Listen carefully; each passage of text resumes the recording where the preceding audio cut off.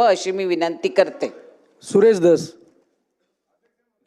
अध्यक्ष महोदय, अतिशय मराठवाड्याच्या दृष्टीनं अतिशय महत्त्वाचं हे बिल माननीय महसूल मंत्री बावनकुळे साहेबांनी या ठिकाणी मांडलं, त्याच्याबद्दल मी त्यांचं मनापासून या ठिकाणी आभार मानतो। बहुतेक बाकीच्या विभागातल्या लोकांना माहीत नसेल, परंतु मराठवाड्यामध्ये ही जमीन 7,43,000 हेक्टर जमीन आहे मदत मासची, आणि जवळपास खिदमत मास ही 4-4.5 लाख हेक्टर जमीन आहे।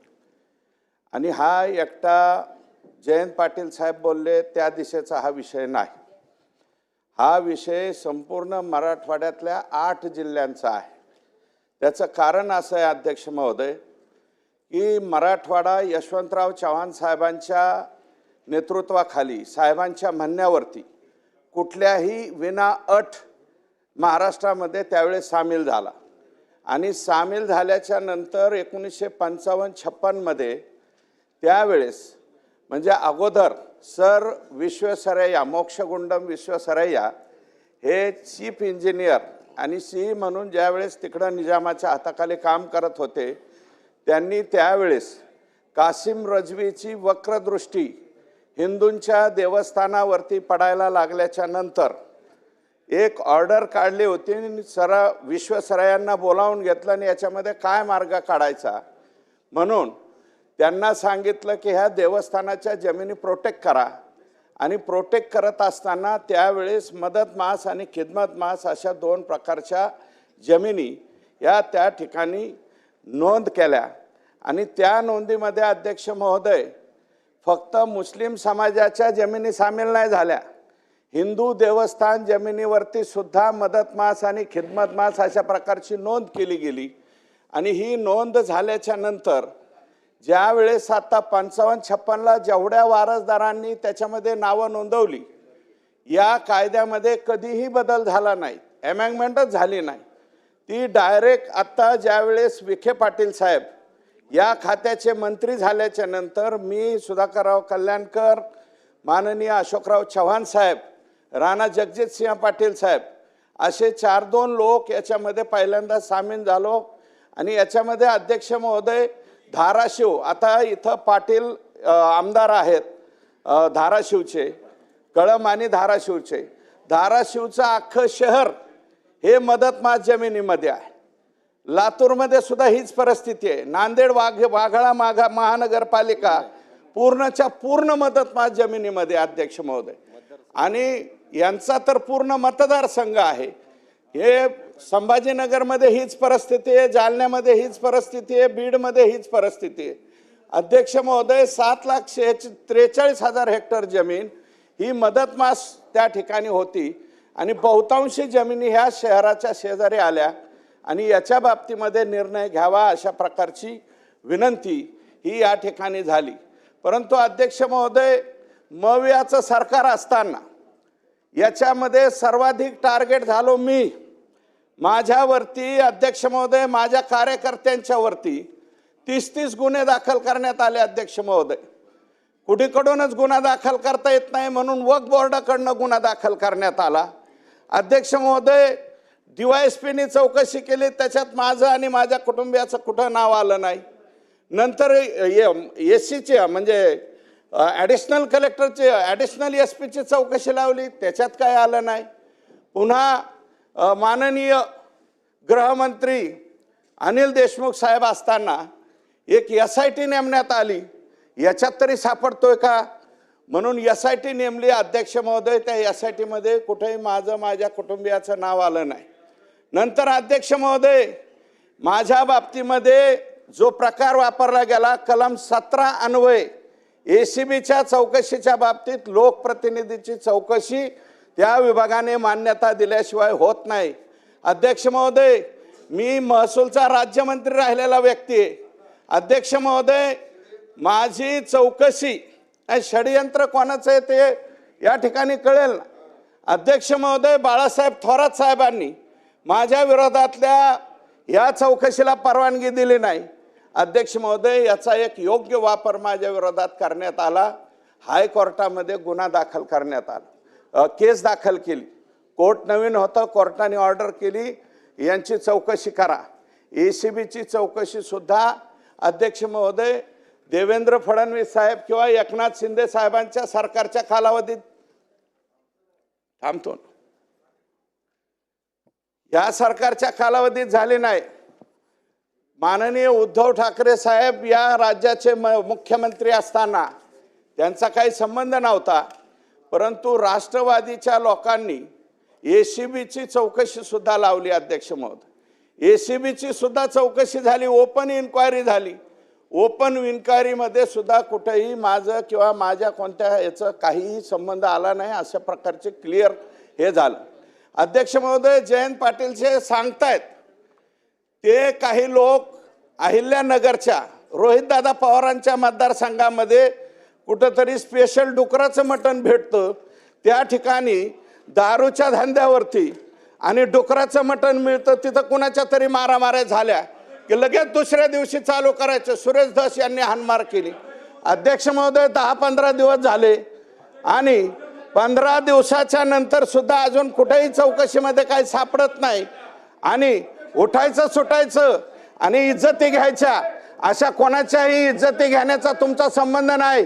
आणि अध्यक्ष महोदय, 12 नाही रोहित दादा तुमचा रोहित दादांना बोलू द्या, मग बोलतो. बोला, त्यांना हरकत असेल तर बोलू. अध्यक्ष महोदय, माझ्या मतदारसंघाचं नाव या ठिकाणी अध्यक्ष महोदय घेतलं. अध्यक्ष महोदय, जामखेड ही भूमी पुण्यश्लोक अहिल्यादेवी होळकरांची जन्मभूमी आहे.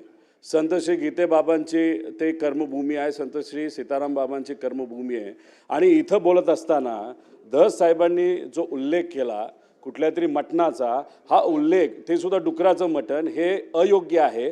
उदाहरण द्यायचं असेल तर काल्पनिक कुठेही द्या. मतदारसंघाचं नाव घेऊन तुम्ही तुमचं कुठला विषय लपवण्याचा नाही तर त्याला पाठीमागे टाकण्याचा प्रयत्न कृपा करून होऊ नये. आणि हे जे काय बोललेत माझ्या मतदारसंघाबद्दल, तर ते जे काय आलं असेल ते डिलीट करावं अशी मी आपल्याला मागणी करतो.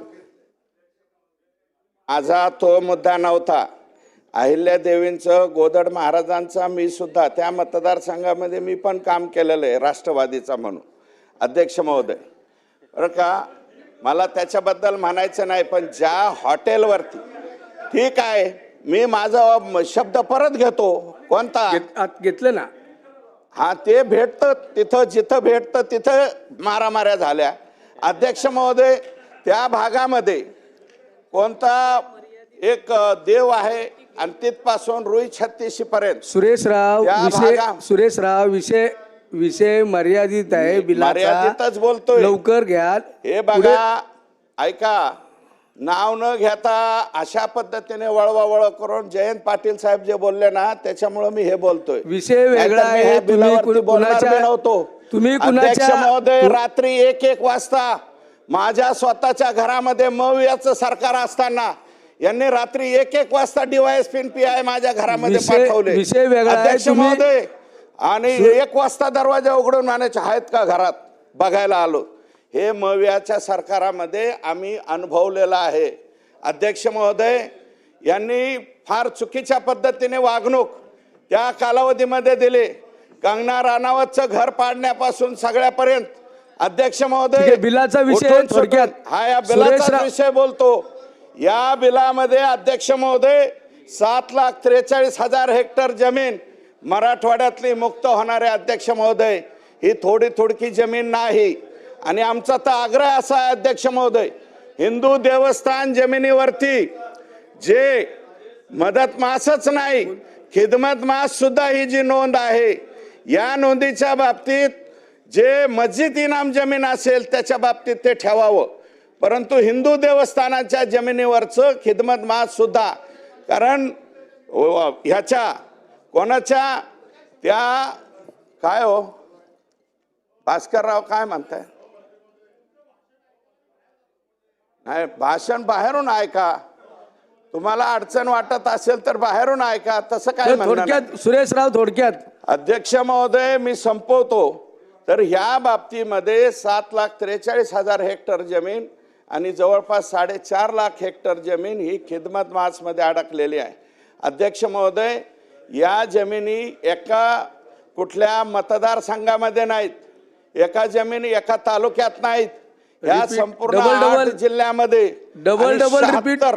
76 तालुक्यामध्ये ह्या जमिनी आहेत. आणि याच्या बाबतीतला निर्णय यापूर्वी कधी होत नव्हता. एकनाथ शिंदे साहेब, माननीय फडणवीस साहेब आणि तत्कालीन महसूल मंत्री माननीय विखे पाटील साहेब आणि आत्ता हा जो निर्णय घेत आहेत बावनकुळे साहेब, यांचं मी मनापासून या ठिकाणी आभार मानतो. आणि अध्यक्ष महोदय, जयंत पाटील साहेबांना मी विनंती करतो की असं कोड्यामध्ये बोलू नका. जे काय व्हायची त्या सगळ्या चौकशीला सामोरं जाण्याची आमची तयारी आहे. गेलोत अध्यक्ष महोदय, 5-5 वर्ष याच्यामध्ये चौकशीला सामोरं गेलोत, त्याच्यामध्ये कुठेही काय सापडलं नाही. आणि आत्ताही जे तुम्ही भांडणं बिंडणं म्हणतायत ना, कोणाची भांडणं झाली काय झालं त्याची चौकशी करावी. मी SP-ना स्वतः पत्र दिलंय तिथल्या की याची खरोखरच चौकशी करा. हे कोणी भांडणं केलं आणि कोणाबरोबर भांडण झालंय त्याच्याशी आमचा संबंध नसताना सुद्धा विनाकारण कोणाला तरी उचलायचं, फेसबुकवरती बोलायला लावायचं, अध्यक्ष महोदय मीडियावरती बोलायला लावायचं आणि माणसाच्या लोकप्रतिनिधींच्या इज्जती घ्यायच्या, हा धंदा जरा बंद करावा, अशा प्रकारची माझी विनंती आहे. नानाभाऊ पटोले. अध्यक्ष महोदय, पण मी सन्माननीय सुरेश धस यांना परत विनंती करतो, त्यांचं मी नाव घेतलं नाही, काही विषय नाही. माझा दावा एक आहे की काही लोकांनी हिंदू देवस्थानाच्या जमिनी हडप केलेल्या आहेत, त्या जमिनींना हा कायदा लागू नये. आता कुठं मारहाण झाली याचा मी उल्लेख केला, मी काय नाव त्यांचं घेतलं का, पण त्यांनी उभा राहून स्वतःवर एखादी गोष्ट माणसानं स्वतः अंगावर कशी घ्यायची ह्याचा उत्तम आदर्श तुम्ही घालायला लागलाय. तुम्ही एवढे मॅच्युअर्ड परिपक्व आहात, कशाला बोलायचं? तुमचा काय संबंध नसेल तर कशाला विषय काढताय? तुमचं मी नाव घेतलं नाही, तुमच्यावर अजून आरोप करायचा आहे मला, पण अजून केलेला नाही, त्यामुळे कशाला गडबड करताय? ज्यावेळी होईल त्यावेळी बघू ना. नानाभाऊ. अध्यक्ष महाराज,